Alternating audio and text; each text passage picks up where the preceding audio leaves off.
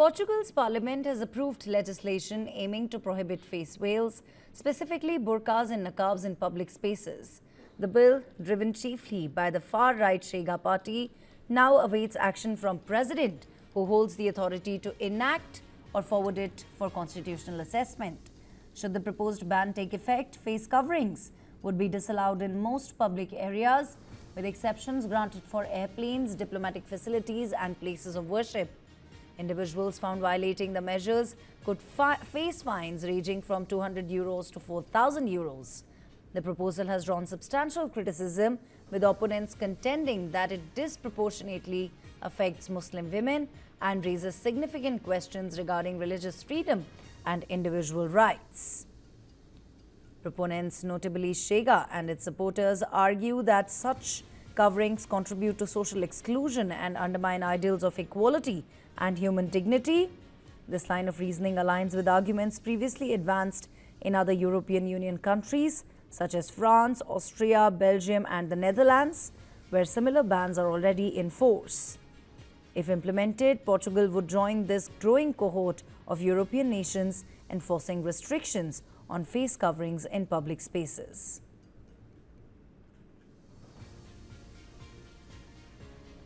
And it's not a complete ban, it is a ban on only the face covering.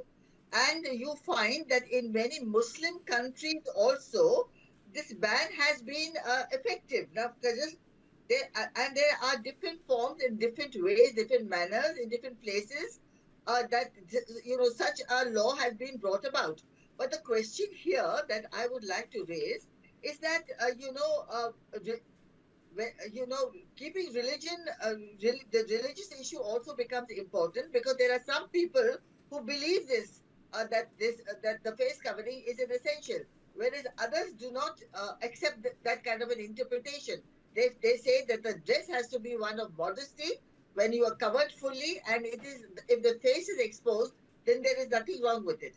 But the whole point becomes over here that I find is that somehow or the other there is a lot of invasion of privacy where the women are concerned, and this is a kind of a culture war that we seem to have entered into, which is very unnecessary really. And at the same time, there is also, in a secular democracy, do you tell women how they should dress and what they should do and how they should wear and what they should eat and whom they should love? So these are the kind of questions that arise, and therefore it comes to this understanding that it is time for us as nations to understand that women are being made soft targets. So about the ban of actually burqa, countries, as you have spelled out, the countries like France and Austria, Belgium, and the Netherlands that have partially or completely banned this, and the full face veil in Southern Europe, Portugal's parliament has recently approved, as I came to know this news just right now. So they approved a bill actually of full face coverings like the burqa and hijab in public spaces. And actually, that was also forbidden. I mean, wearing a scarf like for member of the parliament were actually banned to enter into the parliament house with a scarf, or the female students to go to the universities and so on. But it has changed. There are more liberal, of course, movements in Turkey too. So that's not only the Europeans' issue, but at the same time, in some Muslim countries also, we can notice that actually, the ban of a burqa or hijab. So what what I'm thinking about that, Portugal is actually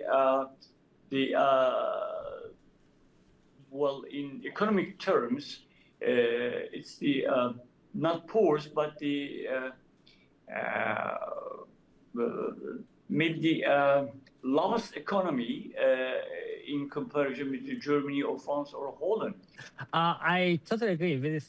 First of all, a law that helps or should help to integrate the immigrants into the society, especially a society which is mainly Catholic, like the Portuguese one. But also, what we have seen, especially in some countries, for example, France, that the reason why it was banned, I'm moving now from Portugal to something else, are the second generation or third generation immigrants that are actually obliging the women to wear burqa or full face covering. So it's not just a question of integration, but also a question to remain into that type of society and into the norm of a country.